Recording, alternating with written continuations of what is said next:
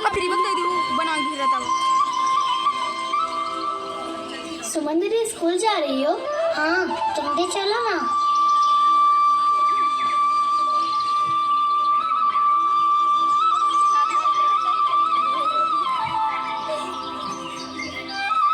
क्या देख रही हो? तुझे भी स्कूल जाना है? हाँ बाबा। देख, पढ़ाई करके क्या मिलेगा? घर में काम करेगी तो गुण सीखेगी।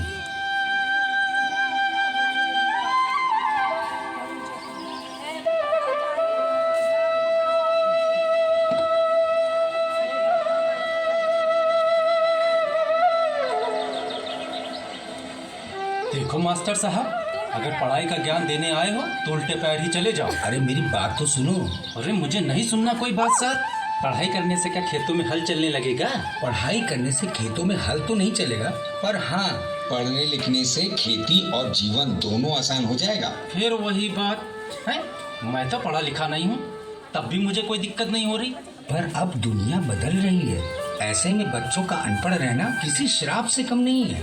उत्तर प्रदेश सरकार बच्चों की पढ़ाई का पूरा खर्चा दे रही है। यहाँ तक कि मध्याह्न भोजन योजना के अंतर्गत दिन में मुफ्त भोजन दिया जाता है। यही नहीं, अब डीबीटी के माध्यम से जो पैसा आ रहा है उससे तुम अपने बच्चे के लिए स्कूल यूनिफॉर्म, बस्ता, जूता, मोजा, पेंसिल इत्यादि खरीद सकते हो।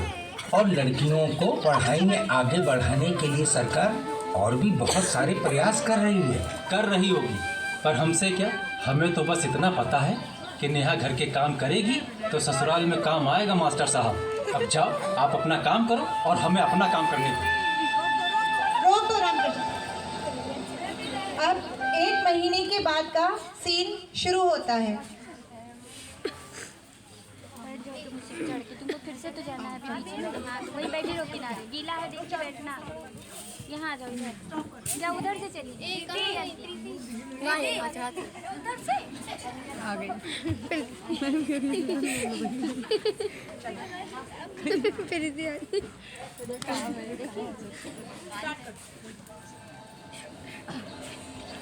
पापा बोलते हैं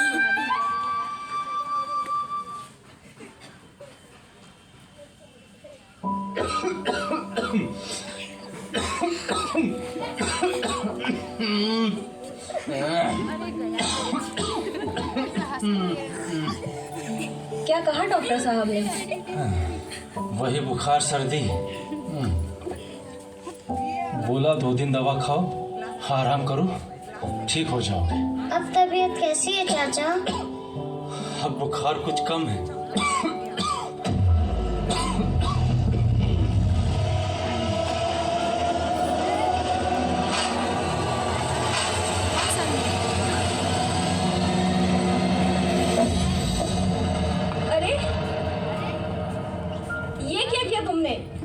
माँ, ये खांसी की सिरप नहीं, खेतों में डालने वाली पेस्टिसाइड है।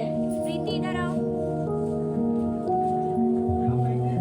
हाँ, ये तो खेतों में डालने वाली दवाई है। मतलब इंसान के लिए जहर? हाँ।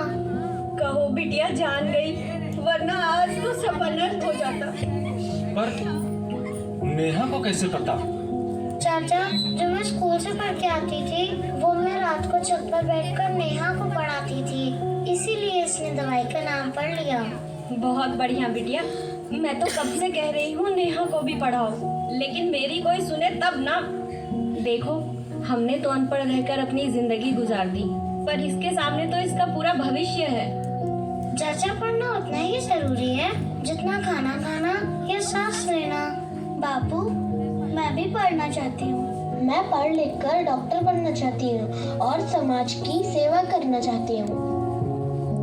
पढ़ने लिखने से जीवन आसान हो जाता है। बच्चों का अनपढ़ रहना किसी श्राप से कम नहीं है। मेरी आंखों पर पट्टी बंधी थी, जो आज तुम सबने मिलकर खोल दी। मैं तो अनपढ़ रह गया,